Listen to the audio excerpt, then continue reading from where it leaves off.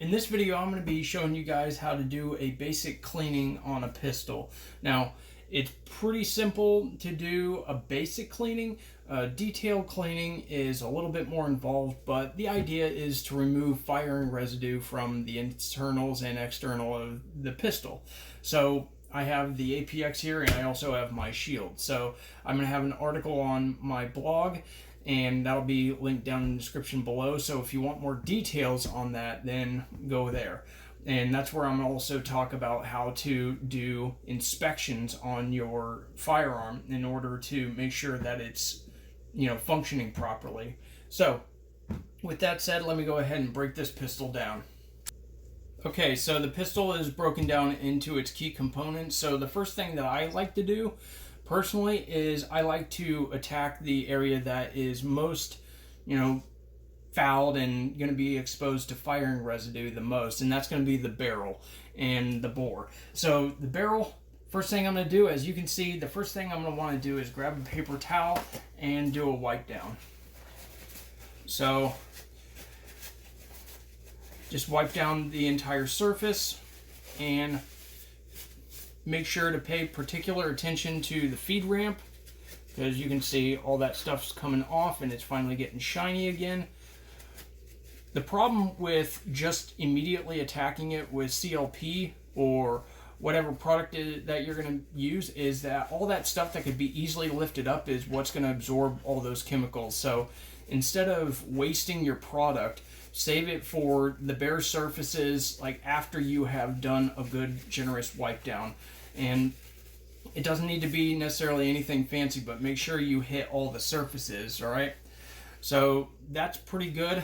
And the bore, I'm just going to go ahead, and this thing's already soaked in some CLP, and this is just break-free CLP on this pistol, but I'm just thonging this nylon brush in and out of the bore, and you can see how it's just spraying all this crap in here.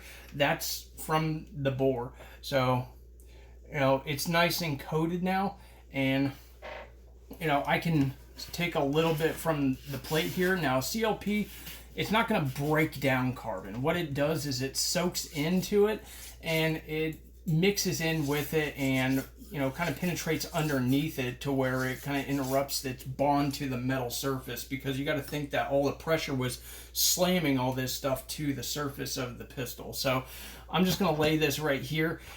The chamber is nice and covered in CLP, and I can actually just take the brush and any excess CLP and get this on here and kind of cover the barrel with it.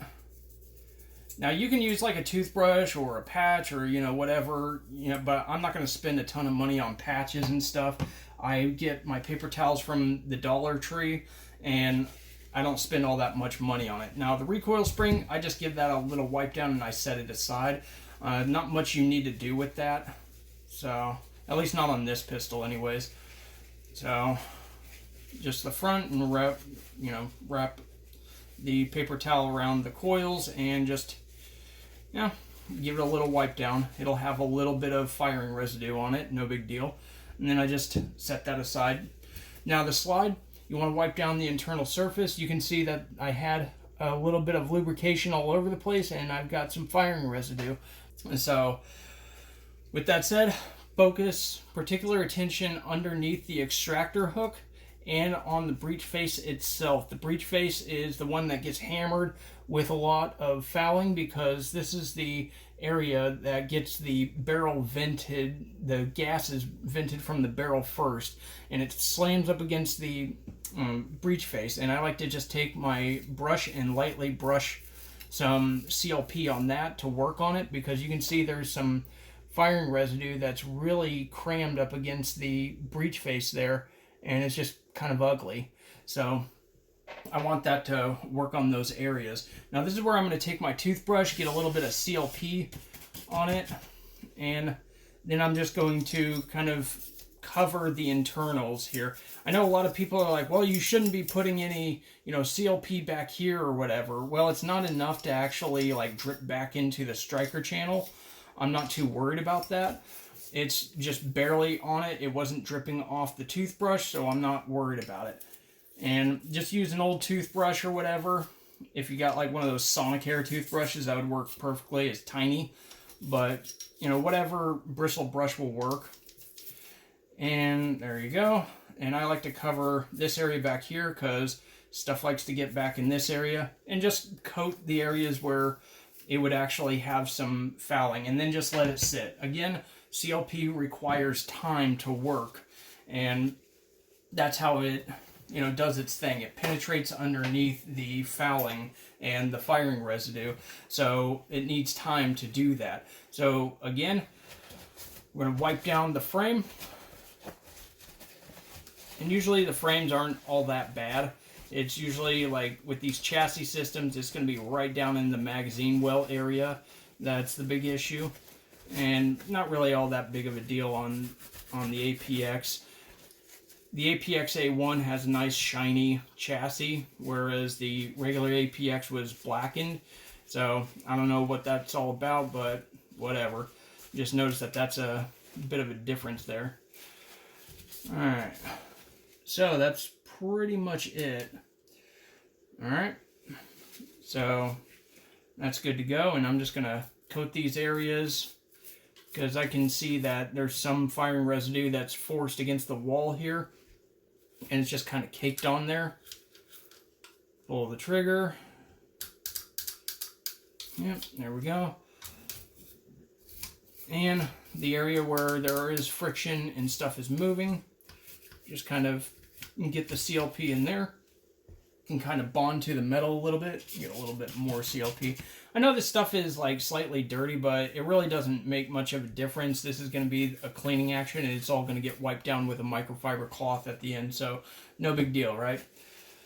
Okay, so now that's done, now we're going to go full circle. So this is a hasty cleaning, mind you. So you note that we're almost, 10 minutes in, and now I'm going to wipe down the surface of the barrel, and I'm going to use the microfiber cloth directly. Now this one's been used quite a bit, and just wiping down the surface of the barrel with it, this will get all the excess off. It's really good at absorbing stuff, and so this will show all the wear on this APX A1 compact, if you can see that there, the wear on this barrel. Oop.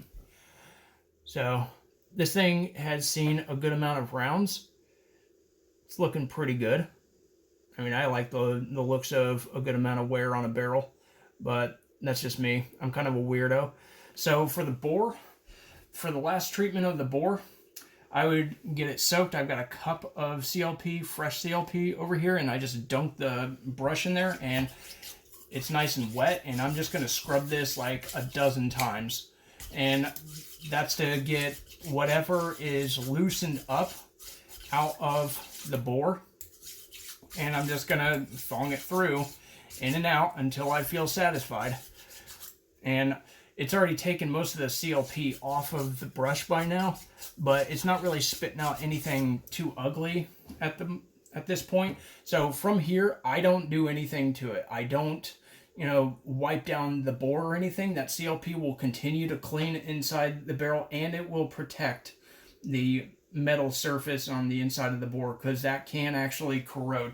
But again, CLP needs time, so don't think of it as, oh, it's just leaving crap everywhere. No, not really. It's actually, if anything, it's going to get wiped up as you continue cleaning your firearm and maintaining it. So with that said, I'm not going to lubricate it yet, and I will leave the outside nice and dry-ish from the microfiber cloth. Then I will move on to the slide and wipe down all the surfaces inside and out. There we go.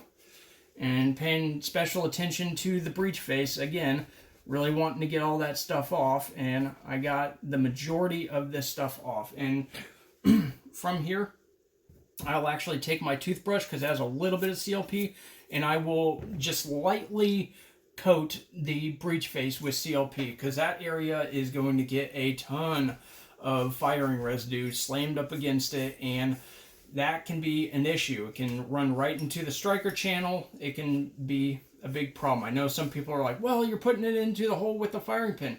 It's really not going to do anything. It'll be fine. So I've been doing this for years and years, and I've never had an issue with it slowing down a striker spring or firing pin or anything like that. Not with the amounts that I'm using. And sometimes I would even put in CLP. But you also have a gunk relief valve over here where there's a little hole where stuff can actually fall out when it actually gets right at the front, as you can see there below, just like HKs have. So, alright, that's good enough for the slide. It's not completely dry all the way, but now we can move on to the frame and just wipe this down just like we did with everything else. Alright. And this will get the majority of all the nasty stuff and all the firing residue that you're wanting to get up, so no big deal. Alright. And I like to pay attention to the mag well and get stuff up there because it can actually interfere with, getting magazines into the gun and them having a drop-free capability if you don't attack that area every now and then. And if you really want to, you can put a light coat of CLP in there. I don't really feel the need to, not until this thing gets chopped up more on the mag well, but to each his own. From here, I'm going to go ahead and, make my little inspection of parts and stuff like that as I am reassembling. And as I'm reassembling, what I'm going to actually do is I'm going to use a toothbrush with a good amount of lubricant on it, or CLP rather, and making sure the CLP is as clear as possible. So I'm just doing like a light little cleaning on it, making sure that it's not running, dark like this. So I'll just keep doing this until it's running pretty clear.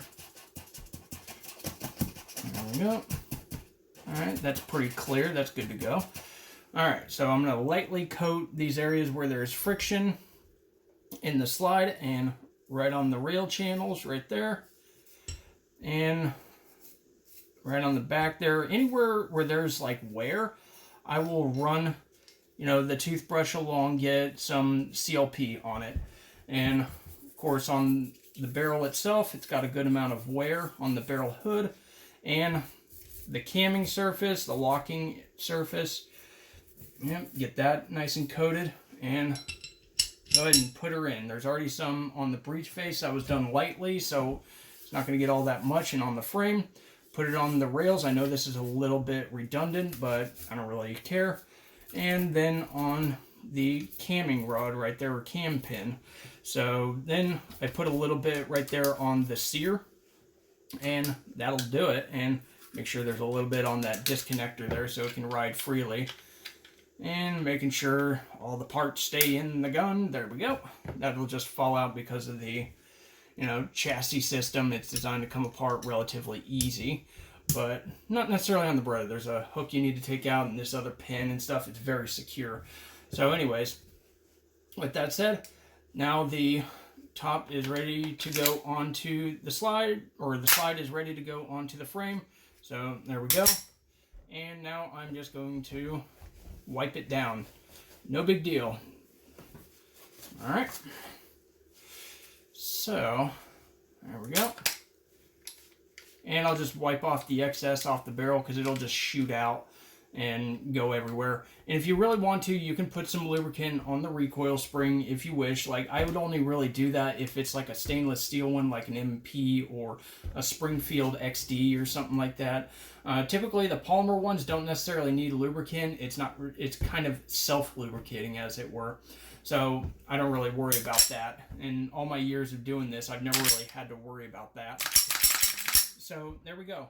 In about 15 minutes, you can have a gun, well cleaned and well lubricated and ready to go again. So that's it for, a hasty cleaning on your pistol. Let me know what you think about this in the comments below, and you guys have a good one.